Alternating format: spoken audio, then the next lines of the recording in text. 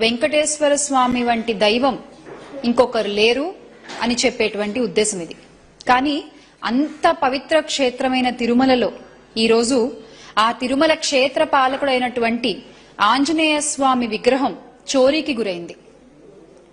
ఈ ప్రస్తుత కూటమి ప్రభుత్వంలో మహిళలకి రక్షణ లేదు, చిన్నపిల్లలకి రక్షణ లేదు, రైతులకి బీమా లేదు, ఉద్యోగులకి బీమా లేదు, చదువుకునే పిల్లలకి ఫీ రీయింబర్స్మెంట్లు లేవు,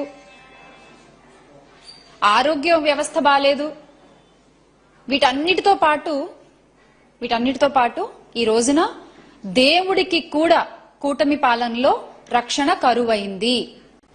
మనందరం కూడా ఎన్నోసార్లు అలిపిరి మెట్ల మార్గం గుండా స్వామివారి దర్శనం చేసుకుని ఉంటాం కాలినడకను వెళ్లి. ఆ టైంలో మనకి ఆంజనేయ స్వామి విగ్రహం కనబడుతుంది. అక్కడ దండం పెట్టుకుని ఇంకా మన నడక దారి ముందుకి ధైర్యంగా కొనసాగిస్తుంటారు భక్తులందరూ కూడా. అలా ఎంతో నమ్మకమైనటువంటి 60 ఏళ్ల చరిత్ర కలిగినటువంటి ఆ పురాతన విగ్రహం ఈ రోజున కూటమి ప్రభుత్వ పాలనలో గౌరవ టీటీడీ చైర్మన్ బిఆర్ నాయుడు గారు చైర్మన్ గా ఉన్న సమయంలో ఈ రోజు తిరుమల క్షేత్ర పాలకుడి విగ్రహం ఆ క్షేత్రంలోనే చోరీకి గురైంది. క్షేత్రపాలకుడు అంటే మీ అందరికి తెలిసే ఉంటుందిగా, ఆ క్షేత్రాన్ని రక్షిస్తూ ఉంటాడనమాట. ఆయనకే ఈ రోజు రక్షణ లేదు. ఈ బిఆర్ నాయుడు గారు ఏ ముహూర్తాన చైర్మన్ పదవి తీసుకున్నారో గాని టీటీడీది, అప్పటి నుంచి టీటీడీ మొత్తం మనం ఇంతకు ముందు కని విని ఎరుగని ఎన్నో వింతలు, విడ్డూరాలు, అరాచకాలు, అన్యాయాలు అన్ని మనం కొండపైన చూస్తూ ఉన్నాం. ముందుగా ఎన్ని గోవులు చనిపోయాయో మనందరికీ తెలుసు. ఇదే ఒక పెద్ద అశుభం. అసలు మనకి ఎన్ని గోవులు చనిపోయాయండి ఆయన చైర్మన్ గా ఉన్న టైంలో. అలాగే కొండపై మాంసాహారం, మద్యం విచ్చలవిడిగా దొరుకుతుండడం, గంజాయితో బ్యాచ్లు కొట్టుకోవడం,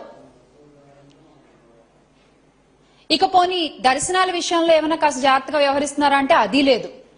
తొక్కిసలాటలు, భక్తులు చనిపోవడం, గాయాల పాలవడం, వీటన్నిటికీ తోడు ఈ రోజు ఆ క్షేత్రపాలకుడి విగ్రహమే చోరీకి గురవడం. అంటే ఆయన టీటీడీ చైర్మన్ పదవిని కూడా ఆయన ప్రైవేట్ ఛానల్ చైర్మన్ పదవిలా చూస్తున్నారేమో. అక్కడ ప్రైవేట్ ఛానల్ నడవాలంటే ఏం చేయాలి? దందాలు చేయాలి, బెదిరించాలి, డబ్బులు వసూలు చేయాలి, అబద్ధాలు చెప్పాలి. అలాగే ఇక్కడ కూడా చేస్తున్నారు. ఇంకా ఇవన్నీ బయటకు వచ్చిన నిజాలు, బయటకు వచ్చిన అన్యాయాలు టీటీడీలో జరుగుతున్నవి. ఇక రానివెన్నో, బయటకు రానివెన్నున్నాయో. ఇంకా ఈ రోజున దర్శనానికి వెళ్లిన ప్రతి ఒక్క భక్తుడు కూడా చెప్పే మాట సదుపాయాలు సరిగ్గా లేవు, దర్శనం సరిగ్గా అవ్వట్లేదు, ఇది వరకుట్లా లేదు. మళ్ళీ మాట్లాడితేనేమో చెప్తారు ఒక్కొక్కళ్ళు, ఇంత పెద్ద పెద్ద డైలాగులు చెప్తారు. మేము సనాతన రక్షకులము, మాకు ఆంజనేయ స్వామి అంటే విపరీతమైన గౌరవము. మరి నిజంగా ఈ మాటలు మాట్లాడిన పెద్ద మనుషులందరూ ఈ రోజు ఏమయ్యారు? ప్రతి సంవత్సరం హనుమత్ జయంతి రోజున ఎంత వేడుకగా, ఎంత వైభవంగా తిరుమల తిరుపతి దేవస్థానం ఆధ్వర్యంలో ఇప్పుడు చోరికి గురైనటువంటి హనుమంతుడి విగ్రహానికి ఎంత వైభవంగా పూజలు జరిపిస్తారు. మరి ఈ రోజున ఆ విగ్రహం చోరీకి గురైందే, సీసీటీవీ కెమెరాలో కూడా రికార్డ్ అయిందే. మొత్తం యొక్క టీటీడీ యొక్క భద్రతా వ్యవస్థ పైనే ఈ రోజున ప్రశ్నలు తలెత్తుతున్నాయి కదా ఈ సందర్భంలో. మరి ఎందుకు ఒక్కళ్ళు కూడా వచ్చి మాట్లాడట్లేదు? ఒక్కళ్ళు కూడా ఎందుకు దీని మీద ఇప్పటి వరకు సమాధానం చెప్పలేదు? ఎక్కడ ఏ మెట్లు అడగాలని ఆలోచించుకుంటున్నారో ఇంకా మళ్ళీ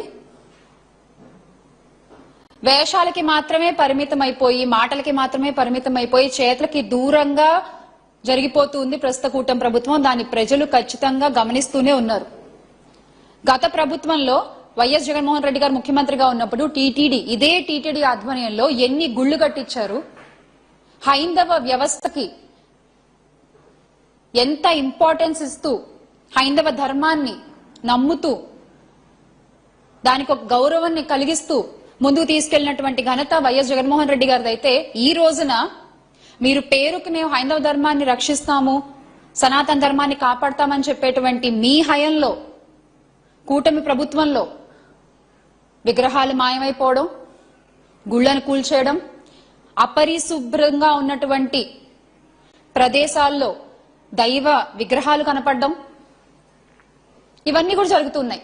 నిజంగా ఈ రోజున టీటీడీ మాజీ చైర్మన్ మా భూమన కరుణాకర్ రెడ్డి గారు అడిగినట్టు ప్రస్తుత టీటీడీ చైర్మన్ బిఆర్ నాయుడు గారు వెంటనే ఈ తప్పులన్నిటికీ కూడా బాధ్యత వహిస్తూ రాజీనామా చేయాలి. ఎందుకంటే ఒకటి కాదు, రెండు కాదు, మీరు వచ్చిన దగ్గర నుంచి అబద్దాలు, లడ్డూలో కల్తీ జరిగిందని ఏ రోజైతే మీరు మొదలు పెట్టారో ఆ రోజు నుంచి వరుసగా అన్ని మీ తప్పులే కనబడుతున్నాయి.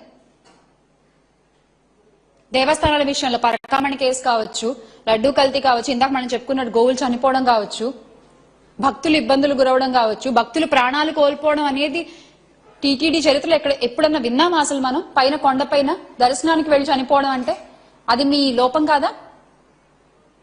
ఈ రోజు ఆంజనేయ స్వామి విగ్రహ చోరీ. దీన్ని బట్టి అర్థం అవ్వట్లేదా ఎవరు సనాతన ధర్మాన్ని నిజంగా ఆయన పాలనలో కాపాడి సనాతన జెండా ఎంత ఎత్తున ఎగరేశారో, ఎవరు ఈ రోజున ఈ కూటమి ప్రభుత్వంలో సనాతన ధర్మాన్ని పేరుకి మాత్రమే పరిమితం చేసి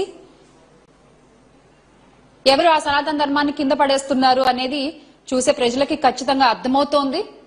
మరొకసారి బిఆర్ నాయుడు గారు ఈ తప్పులన్నిటికీ బాధ్యత వహిస్తూ ఆయన వెంటనే రాజీనామా చేయాలి అని భూమన కరుణాకర్ రెడ్డి గారు అన్నట్టు వైఎస్ఆర్ కాంగ్రెస్ పార్టీ తరఫు నుంచి మేము కూడా ఇదే కోరుకుంటున్నాం. సనాతన ధర్మాన్ని మాటలతో కాదు చేతలతో కాపాడుకుందాం.